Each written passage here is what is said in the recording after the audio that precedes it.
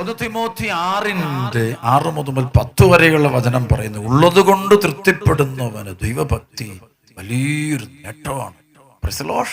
നാം ഈ ലോകത്തിലേക്ക് ഒന്നും കൊണ്ടുവന്നിട്ടില്ല, ഇവിടെ ഒന്നും കൊണ്ടുപോകാനും നമുക്ക് സാധിക്കുകയില്ല. ഭക്ഷണവും വസ്ത്രവും ഉണ്ടെങ്കിൽ നമുക്ക് തൃപ്തിപ്പെടാം. സാധാരണ 3 കാര്യമാണ് പറയാനുള്ളത്: ഭക്ഷണം, വസ്ത്രം, പാർപ്പിടം.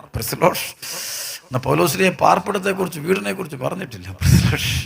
2 കാര്യമേ പറഞ്ഞിട്ടുള്ളൂ: ഭക്ഷണവും വസ്ത്രവും ഉണ്ടെങ്കിൽ നമുക്ക് തൃപ്തിപ്പെടാം. ഹല്ലേലൂയ.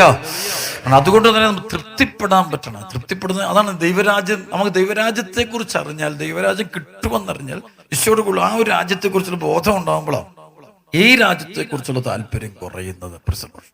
ആ ഒരു ദൈവരാജ്യത്തെ കുറിച്ചുള്ള അനുഭവം ആത്മാവിൽ തെളിഞ്ഞു കിട്ടുന്ന ഒരു വ്യക്തിക്ക് പിന്നെ ഈ ലോകത്തിൽ അവനൊന്നും ഇല്ലെങ്കിലും അവൻ പിടിച്ചു നിൽക്കും.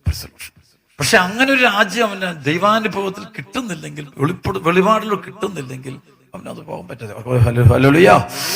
ഇസ്രായേൽ ജനത്തെ മോശ നയിക്കുമ്പോൾ 40 വർഷം മരുഭൂമിയിൽ നയിക്കുമ്പോൾ മോശയ്ക്ക് ഒരു ദൈവരാജ്യ അനുഭവമുണ്ട്. തേനും പാലും ഒഴുകുന്ന ഒരു കാനാൻ ദേശം ദൈവം കൊടുക്കും.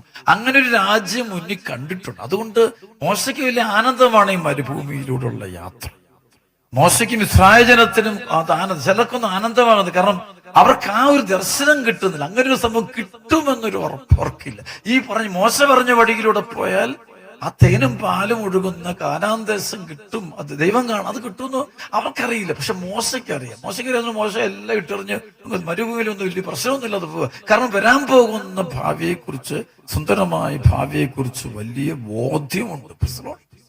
ഇന്ന് സമൂഹത്തിന് നഷ്ടപ്പെട്ടിട്ട് ഈ ലോകമാണ് ഈ തേനും പാലും ഒഴുകുന്ന കാനാൻ ദേശം. ചില വിചാരിക്കുന്നത് കാനഡയ്ക്ക് പോകുമ്പോൾ തേനും പാലും കിട്ടുന്നു. ചിലക്ക് ജർമ്മനിക്ക് പോകുമ്പോൾ തേനും പാലടിക്കുന്നത് ജർമ്മനിയില്ല. ഹല്ലേലൂയ. ചിലക്ക് ഇറ്റലിയിലല്ല, ഫ്രാൻസിലാണ്, ചിലക്ക് ലണ്ടനിലാണ് ഈ തേനും പാലും ഒക്കെ ഇരിക്കുന്നത്. ഹല്ലേലൂയ.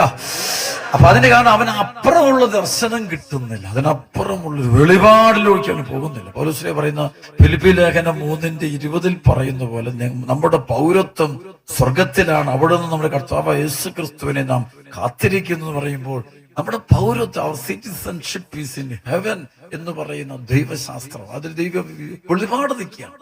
അത് കിട്ടണം.